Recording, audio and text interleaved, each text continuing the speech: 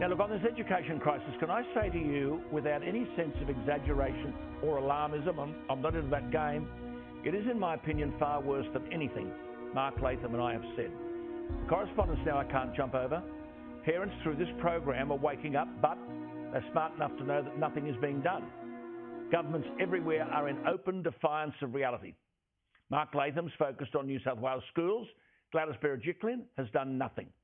Only today I had an email from a Victorian parent saying, quote, "It was educational to witness the online classes children participated in during the lockdown last year. Primary school children reciting lengthy ditties insulting Tony Abbott and Donald Trump. But when asked to name the mayor of their council, their state premier or the prime minister, they have a blank look on their face. A few brave individuals," he said, "are fighting a rearguard action, but I fear the battle is almost over. Business leaders, politicians, the public servants, the courts and educational facilities," he wrote, "have all been captured or surrendered to the left." Writes the parents, "It's embarrassing and depressing to watch and listen to President Biden, Boris Johnson, our Prime Minister, the French and Canadian Prime Ministers, waffling on about climate change and COVID-19, while our countries and our way of life are imploding." Well, that's correct. You can contact Mark Latham, his office 9230-3682, or email him mark.latham@parliament.nsw.gov.au. Mark joins me again. Mark, thank you for your time. It seems that senior people in the education system are treating ministers of education and their policies with contempt. I mean, it's inconceivable, isn't it, that the New South Wales Education Minister can say about the issues we've raised here and you've raised in the Parliament, they've not come across a desk. Well, it is unbelievable, Alan. And just to your earlier point about what we're dealing with here, I think, Alan, it's just the tip of the iceberg. These are just the things that we know about in the classroom. But there's 2,200 schools, many tens of thousands of classrooms in New South Wales. And we're dealing here with, I suppose, a small representative sample of what's really going on. Now, we've got a lot of material, school after school after school does ignore the Minister for Education, whether you're talking about political content in the classroom or the teaching and promotion of gender fluidity. Ministers, by and large, in the New South Wales government don't run their departments. And I can assure you, the Minister for Education is not running the school system in our state. Absolutely. And, results are going backwards. And this junk in the classroom is a huge part of the problem. Yeah, it's just the indoctrination. I just want to repeat, because it's important, the question you asked the New South Wales Education Minister 10 days ago. And parents, listen to this. Mark Latham in the Parliament said, "My question's directed to the Minister for Education and Early Childhood Learning.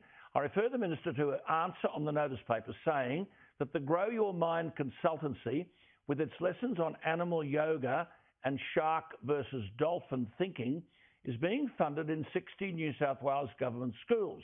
He said, "Is the Minister aware of the podcast produced by Grow Your Mind, particularly on the 23rd of February, when an 11-year-old girl asks a boy if he has a crush on a student called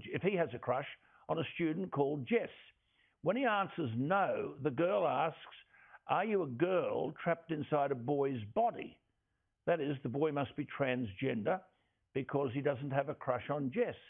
Mark Latham asked if he has a crush when an 11-year-old girl mind, particularly on the 23rd of February.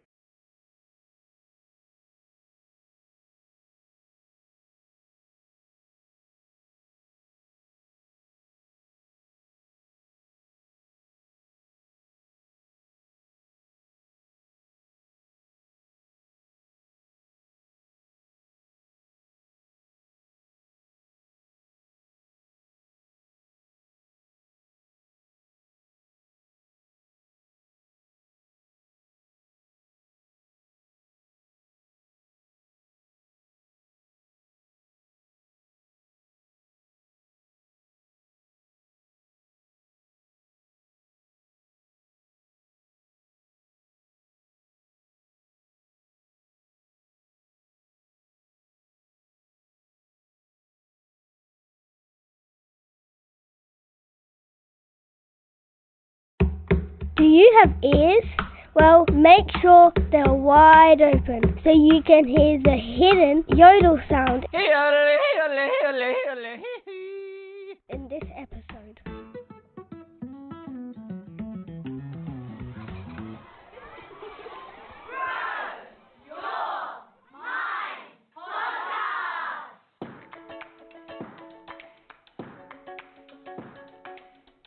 This is the Grow Your Mind podcast, a show where kids teach kids how to take care of their mental health and learn ways to be resilient.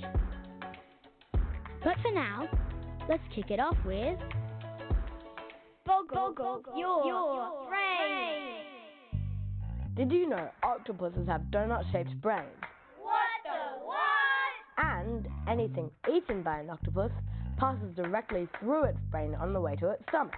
Don't be fooled by this anatomical oddity.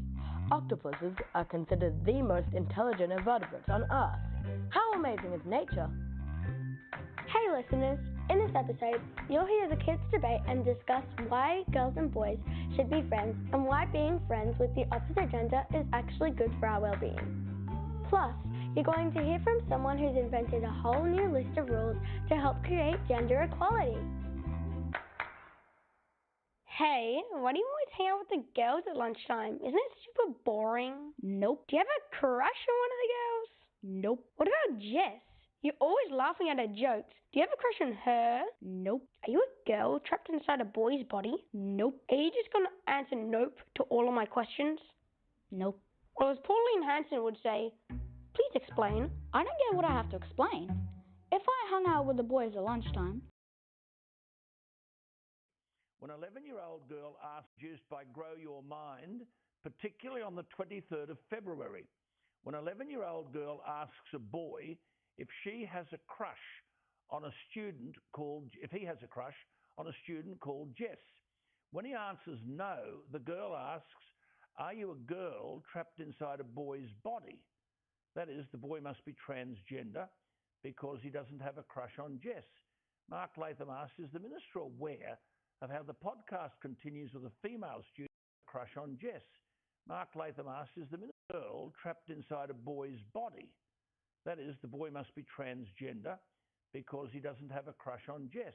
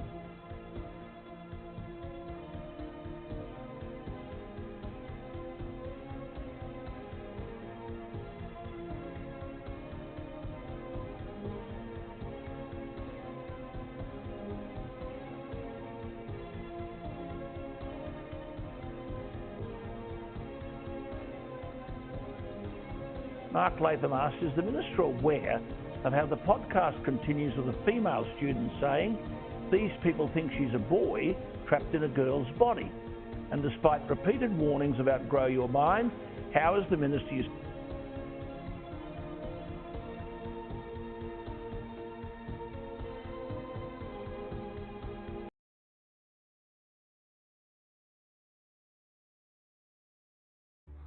you asked me why I hang out with them? No, because you are a boy.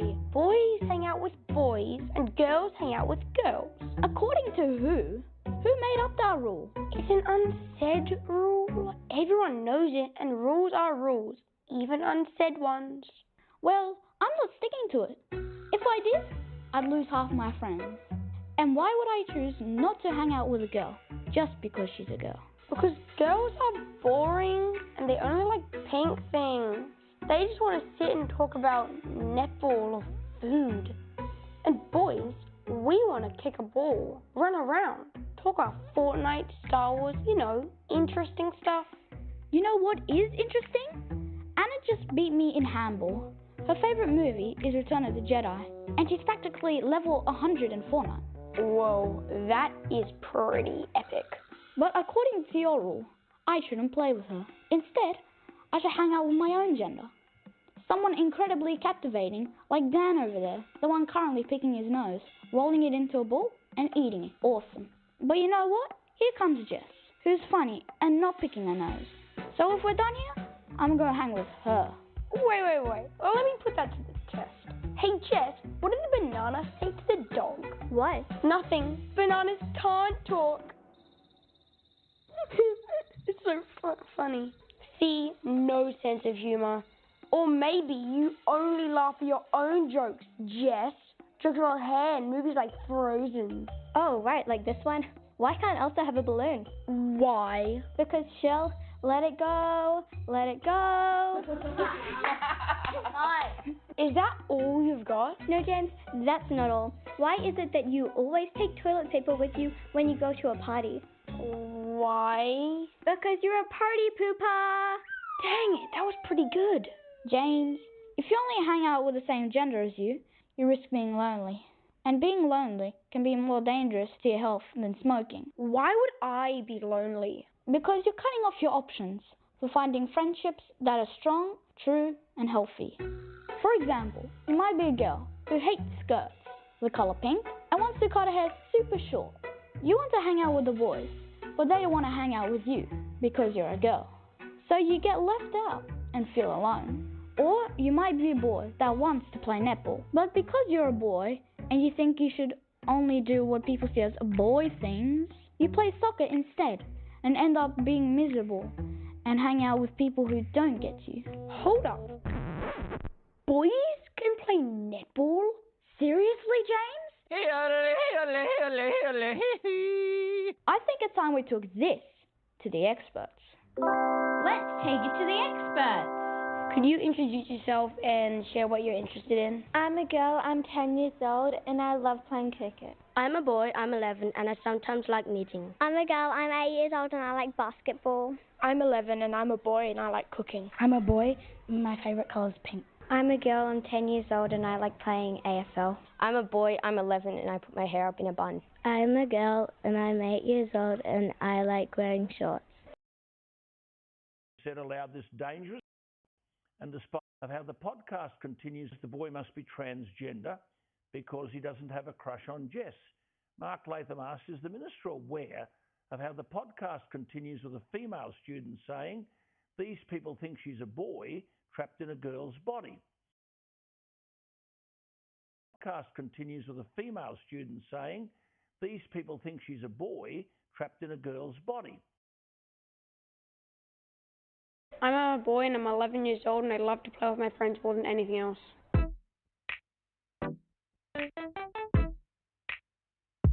Who decides what boys and girls should be interested in? I think it's people imagining what people should look and be like.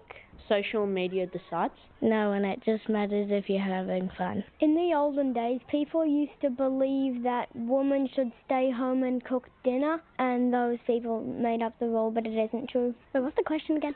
I think it was powerful people from a long time ago who decided all these stereotypes. I don't think anyone should make up the rule.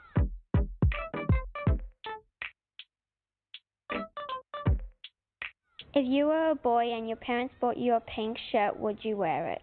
Happily. Hell yes. No, because I'd be scared that I'd be judged badly and get bullied. Even as a girl, I don't really like wearing pink.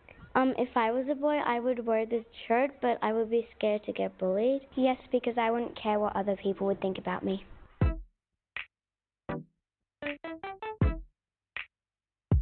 What does it mean when people say you do something like a girl? There's like a stereotype that girls are weak, so people are just comparing them to that stereotype. It means you're a wuss.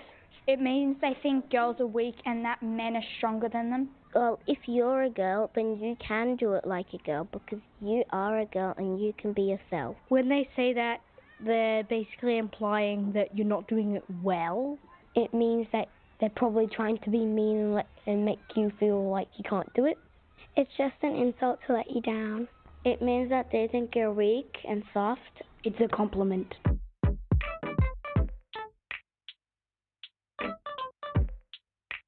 What do you think is the problem if girls only play with girls and boys only play with boys? We won't learn from each other. You won't get as many friends as you have the chance to. If we don't share what we learn, we can't move forward. You won't get new experiences. It will be boring. Boys will only know what other boys tell them and not what girls tell them. The boys and girls won't learn new things. You won't have empathy for the other gender. It won't be as fun. You'd run out of friends.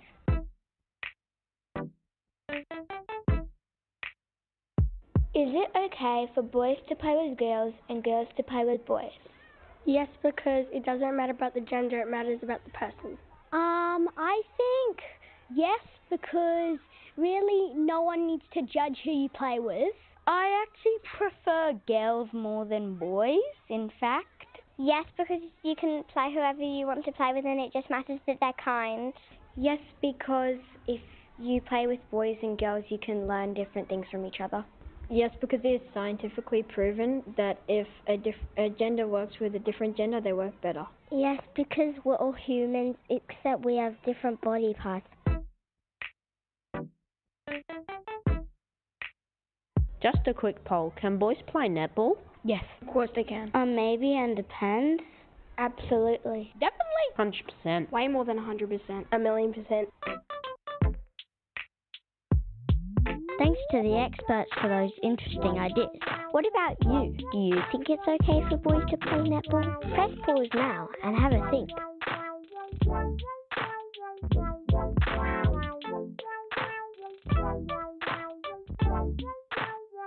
Now it's time for a story from the animals. But get this story takes place in someone's brain.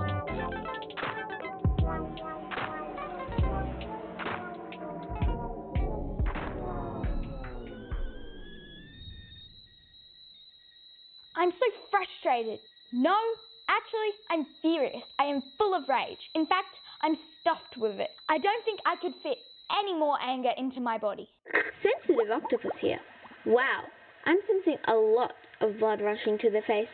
Heart is racing, and I can see huge, uncomfortable emotions flooding the body. Dog here. Is this a threat, challenge, or opportunity? From memory, standing up for your rights can be an opportunity. Please help me not to be mad. Wise Al here. Remember, feeling angry is a very useful emotion if you use it wisely. But I shouldn't feel angry. I should be happy and calm. Wise Al again. Try not to fight it. The only thing you should be feeling is what you are feeling. And anger is a signpost telling you that you care a lot about something and that there's been injustice and something needs to be changed. Yeah, it does. Now here comes my rant. I'm a girl, I have short hair, I like playing soccer, I hate skirts, and I love wearing board shorts when I swim. 4 of my best friends are boys. I love video games, I adore fixing things. I'm all of these things and more. In fact, I'm proud that I'm a girl. And yet I still have people mistake me for a boy, or girls asking me if I was a boy trapped inside a girl's body. I've even had a grown-up tell me that I throw well for a girl. And despite repeated warnings, when he answers no, the girl asks, "Are you a girl trapped inside a boy's body?" That is, the boy must be transgender because he doesn't have a crush on Jess. Mark Latham asks, is the minister aware of how the podcast continues with a female student saying, "These people think she's a boy trapped in a girl's body"? And despite repeated warnings about grow your mind, how has the minister, you said, allowed this dangerous, nonsensical rubbish into our schools?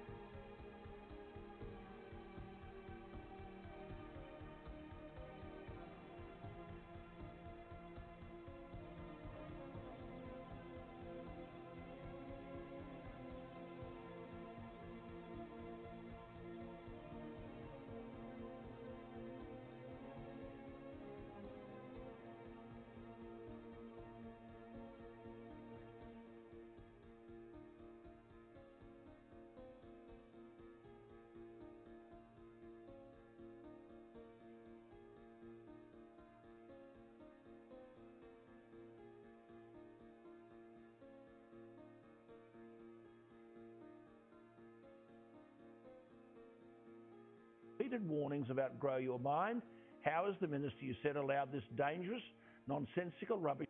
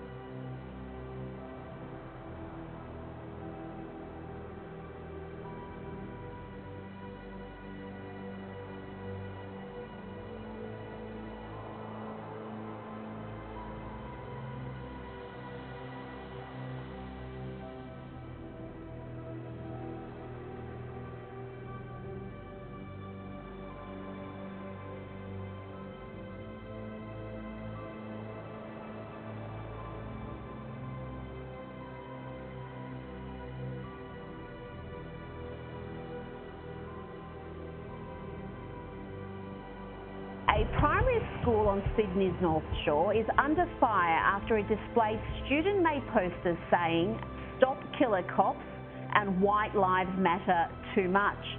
New South Wales Education Minister has called for an investigation into how the posters, which were created by Year 5 and 6 students, came to be displayed, promising disciplinary action against teachers found to be politicising the classroom.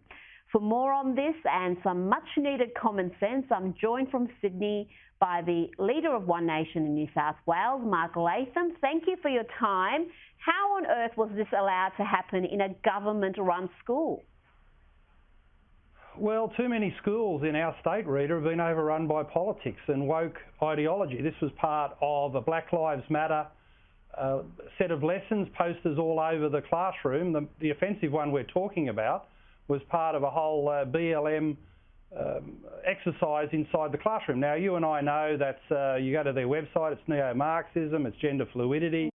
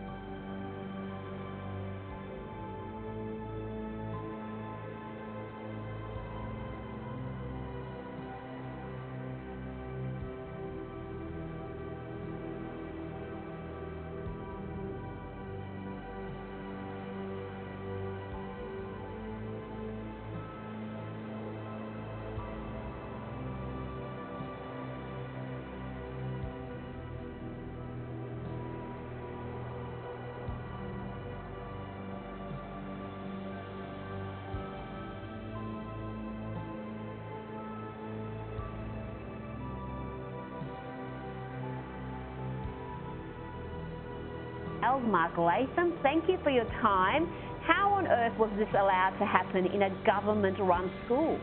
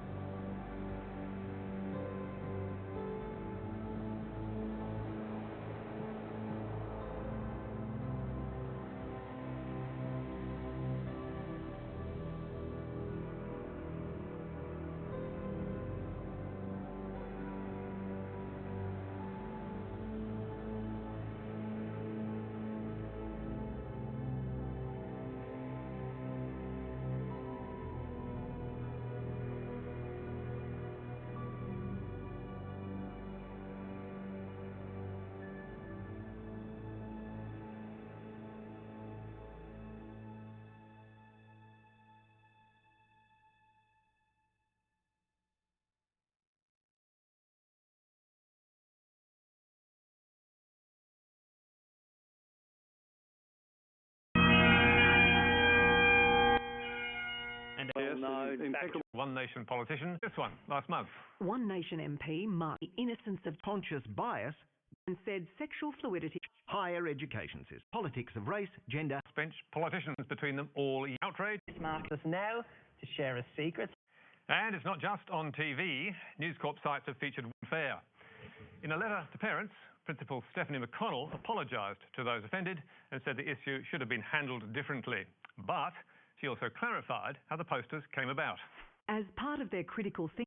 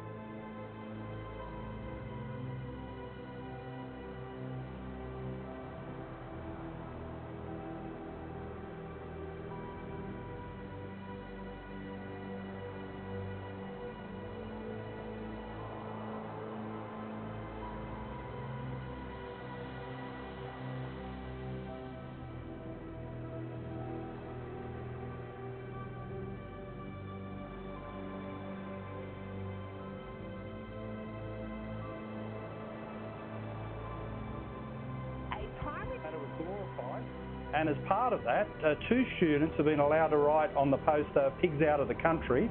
In charge has not corrected that. They poster in the classroom, inside the classroom. Now, you've been overrun by politics and happen in a government-run school.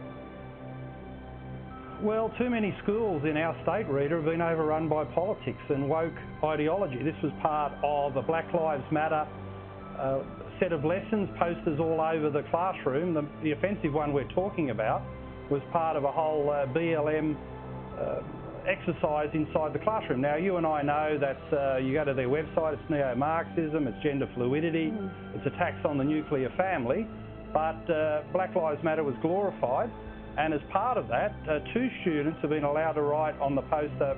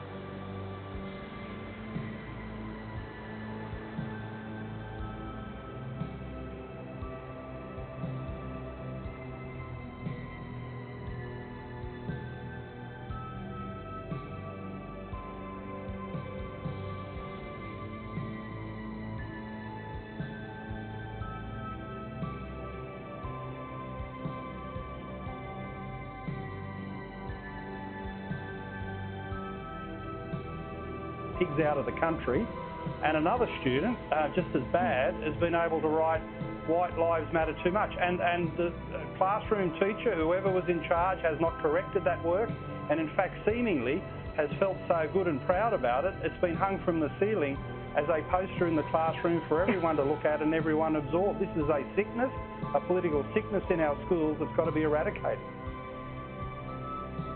Now, what are the chances that the teachers at that school would have told the kids, if they're going to undertake this exercise and look at BLM, that the co-founders identify as neo-Marxists, that they're proudly anti-capitalist, anti-police, and actually be honest about the ideology of this group rather than paint them as just saviours for equality and fighting against oppression? I mean,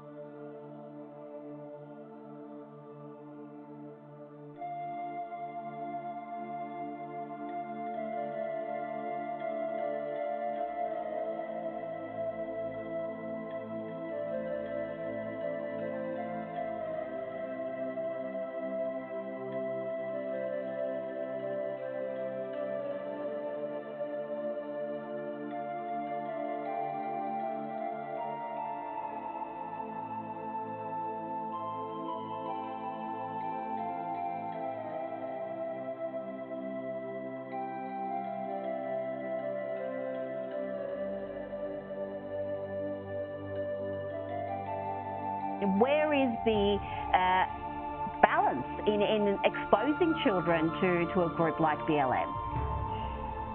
Well, there's no chance that the teacher said that to the 11 and 12-year-olds. It's a primary school class, years 5 and 6. And it's an attack on the New South Wales Police. I find it sickening that we'd have any students in the system saying pigs out of the country. And it's just a sign of how these experimental schools, Linfield is an experimental school. There are no subjects, no exams. All the work is self-assessed by the students. It's some sort of commune arrangement. They've got gender-neutral toilets for primary students. There's rainbow flags everywhere, of course. It's wokeism on steroids. So out of that environment, it's more like some political indoctrination camp instead of a regular school teaching literacy, numeracy, English, science, geography and history. So that's the shame.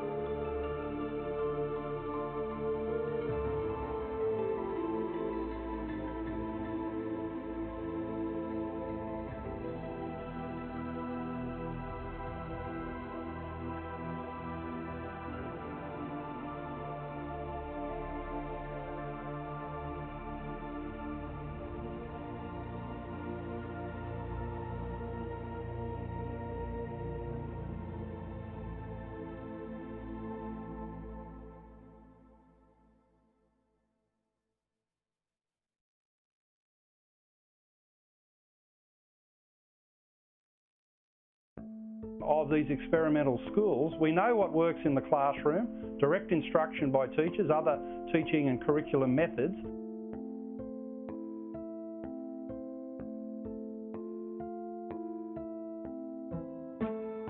These experimental schools always fail, and in this instance they failed hopelessly because the political content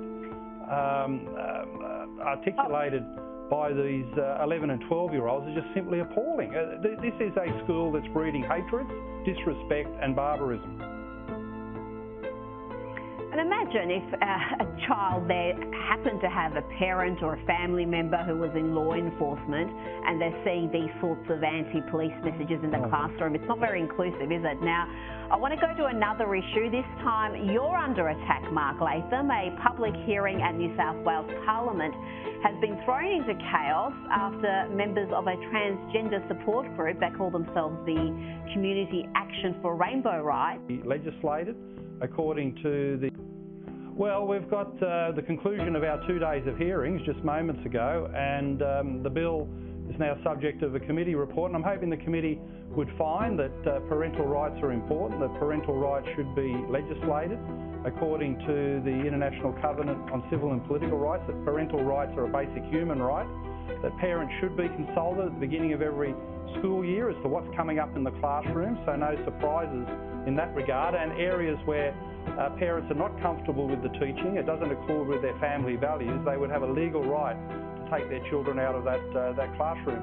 And on top of that, gender should not be taught as a social construct. So I think all those things are fair and reasonable. If I can get the majority of those items up in the committee report and through the Berejiklian cabinet table, that would be pretty good work on behalf of the parents of New South Wales who are neglected.